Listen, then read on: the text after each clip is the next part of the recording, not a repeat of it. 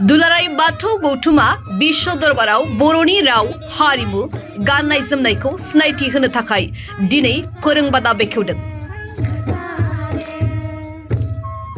बिश्वनाथ जिल्लानि सिङाव थानाय दैमालुआव दुलाराय बाथौ गौथुमनि मिरु गाहाय नेहाथारि गणेश दैमारी आरो सभाराम बसुमतारी बिथांमोनजों लोगोसे गोबां मिरुनि गुबुन गुबुन बिबानाव थानाय दैदेनगिरि बिथांमोनहाबो बाहागो लायो आरो दिनै दैमालु बाथौ गौथुमनि सिबिसालिनि फोथाराव मोसानाय फोरोंबादाखौ बेखेवो। आरो दिनैनि बे मोसानाय फोरोंबादा बेखेवनायाव 200 सानिबो गोबां मोसाखावरि बिथांमोनहा बाहागो लायो। बर' हारिमुखौ बुहुमाव सिनायथि होनायाव दुलाराय बाथौ गौथुमजों लोगोसे फरायसा आफाद आरो हारिमु आफाद बिथांमोनहाबो थुलुंगा होगोन होनना खौरां बिजोङाव बुंथियो। मिरुनि दैदेनगिरि बिथांमोनहा खौराङाव बुंथिनाय बादिब्ला 5,000निबो बांसिन मोसाखावरिखौ लाना दिन्थिफुंगोन होनना खौरां बिजोङाव बुंथियो। सानजा गहपुर बाथौ थानसालिनि लांगोनायाव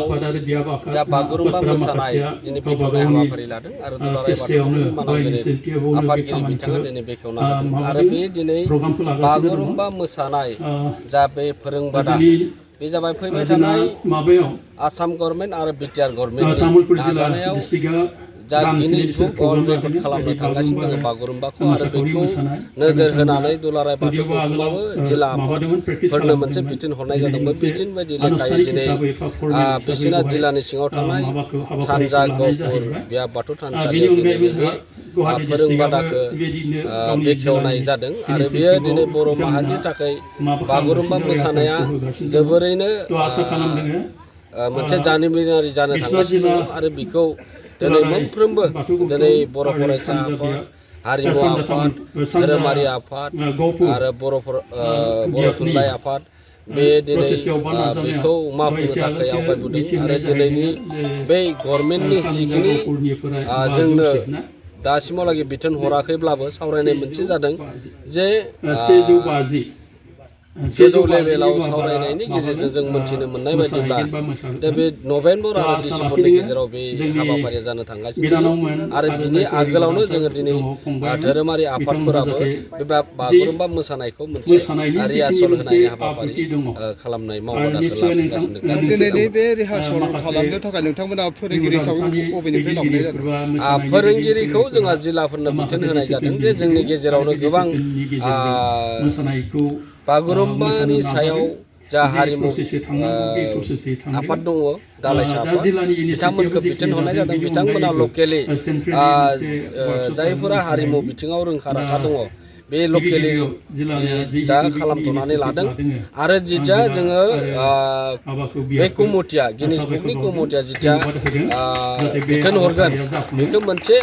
डिस्ट्रिक्ट वाइसआव मोनसे जन खालामनानै दिनै वार्कशप लागोन। बेवहाय दिनै दुलाराय बाथौ गौथुमल' नङा बेवहाय फरायसा आफाद थागोन हारिमु आफाद थागोन गथुमारि आफाद थागोन आरो बे मोनथामबो लोगो नांनानै मोनसे जायगाखौ थि खालामनानै बिनि फोरोंथाइ बादाखौ खौसे खालामनाय जागोन। दा बेनिखायनो जास्ट जोङो मुं थिसननाय हाबाफारिखौ दुलाराय बाथौ गौथुमा खामानि मावबोगासिनो। दिनैनि बे मोसाखावरि हान्जाफ्रा बेसेबांसो बाहागो लादों होननानै दिनै मोसाखावरियाव दिनै 100नि बांसिन बाहागो लादों होननानै जों मिथिदों। फ्राय बेयाव 300नि बारा जागोन होननानै जों मिथिदों गहपुर हालामनिफ्राय आरो बेवहाय जोङो मोनसे बियाबनिफ्रायनो बिसिनि जायोब्ला आरो बिश्वनाथ जिल्लायाव फ्राय 6टा माने बियाबफोर दङ बिथांमोननिफ्रायबो जागोन फ्राय 1500नि खाथि खाथि बेबायदि बाहागो लागोनखौ जों नुहुरनाय जादों। जाहैबाय जे बागुरुम्बा आरो बागुरुम्बा मोसानायनि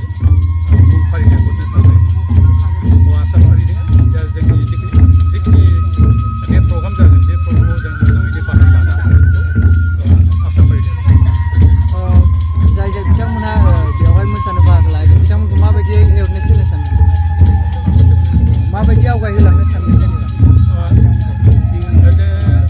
दुलाराय बाथौ गौथुमनिफ्राय जोंहा मोनसे माबा दङ डिरेक्सन दङ जे जोङो सिगां नामफोरखौ बिग्रोगोन नामफोरखौ बिनायनि उनाव जोङो आरो जों आफाद हिसाबै मोनसे अर्गानाइज खालामबावगोन जे वार्कशप खालामबावगोन मोसानायनि आरो बिनि अनगायैबो दा जोंहा जायफोर जिल्लाया माबादों गावनि इनिसिएटिभखौ खालामदों निसय बे प्रिलिमिनारि मोसानायनि थाखाय